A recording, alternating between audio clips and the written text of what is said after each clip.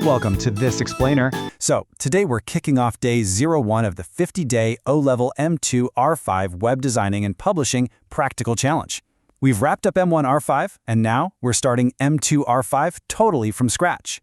But here's the catch. We aren't just learning to build a web page today. We are learning how to build it exactly the way the evaluator wants to see it. Because if you want to maximize your score, you've got to get inside the mind of the person grading your work, right? Let's get into it. Here's our roadmap to scoring those full practical marks. We're going to breeze through Section 1, the M2-R5 challenge begins. Then hit Section 2, HTML5 Boilerplate Essentials, Section 3, writing your first tags, Section 4, meeting examiner expectations, and finally, Section 5, the Day 1 challenge. All right, diving right into Section 1, the M2-R5 challenge begins and the stakes for your practical exam. Starting this module means we absolutely have to know what the evaluators are hunting for. Imagine the examiner sitting there grading hundreds of submissions. It's not just about making the page look pretty. It's all about that underlying architecture. If you take away just one thing today, let it be this. Your success relies entirely on providing clean, well-structured, error-free code. As our source material lays out so clearly, practical marks depend heavily on clean syntax, proper HTML tags, CSS styling, JavaScript logic, and W3 CSS frameworks. Now, later in the 50-day challenge, we'll tackle the CSS, the JavaScript, and the frameworks. But right now, you have to prove you can lay a flawless foundation. Honestly, if your core HTML is messy, the evaluator is going to penalize you before they even glance at your styling.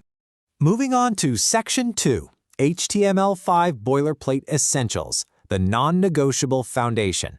Let's look at how this mandatory standard forms the literal backbone of modern web pages. Here's a super important detail. Every single NIELIT exam question expects your code to start exactly like this, the DOCTYPE Declaration. It isn't just a polite suggestion, it's a strict requirement. Putting this at the very top of your document tells the browser, hey, parse this file using the modern HTML5 standard. But more importantly for your grade, it signals to the examiner the second they open your file that you actually know the current industry standards. So what actually costs you marks in evaluation? It's so easy to slip up in the heat of a practical exam, but we really need to know what pitfalls the examiner is going to heavily penalize. When that clock is ticking, what errors will instantly tank your score? Well, missing closing tags or leaving out the DOCTYPE declaration is hands down the absolute fastest way to lose marks during that portal evaluation. The portal is looking for sheer precision. You'd be shocked at how many students build this visually stunning page but fail because they forgot one single / on a closing tag. If you open a tag and forget to close it, it screams a lack of attention to detail, and it completely breaks that clean syntax rule we just talked about. And, as we just covered, leaving out the doctype means you failed step 1 of modern web design. Seriously, always double-check your tags before hitting submit.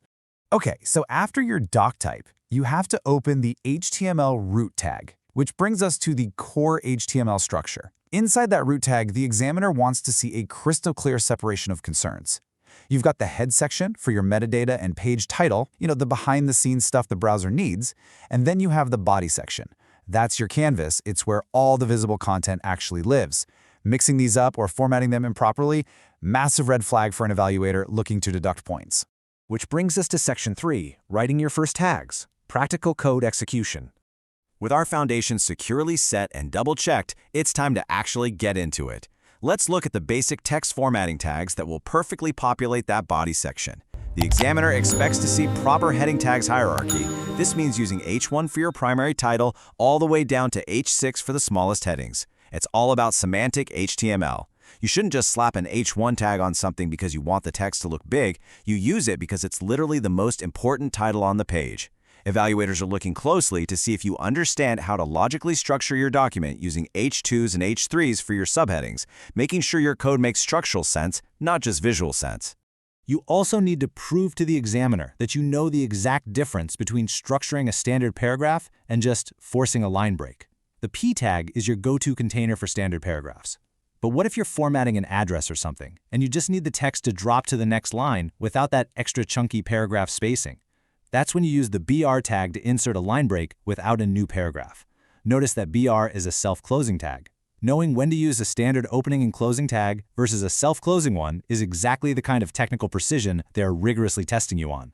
Now, to cleanly and visually break up those sections for an organized output, you're going to use the HR tag. Just like BR, this is a self-closing tag.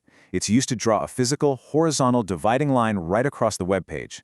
From an examiner's perspective, dropping in HR tags properly shows you're proactively thinking about user experience and visual organization right at the raw HTML level. All right, let's move to Section 4, Meeting Examiner Expectations, specifically around NIELIT portal step logging. Because coding the page correctly is really only half the battle during the actual exam. Here is the secret to guaranteed marks. The evaluator isn't sitting over your shoulder watching you type.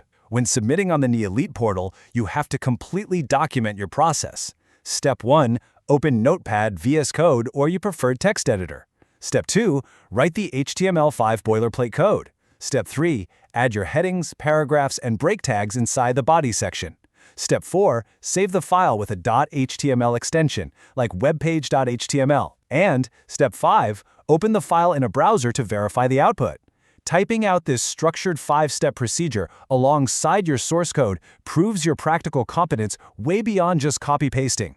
And that brings us to Section 5, the Day 1 Challenge, applying your skills. Now it's time for your homework. We need to put these examiner-approved techniques into practice and see if you can build a page that scores a solid 100%. Here are your Day 01 homework requirements. The title needs to be My First Web Page. You must include one H1 main title and one H3 subtitle to show you get that hierarchy.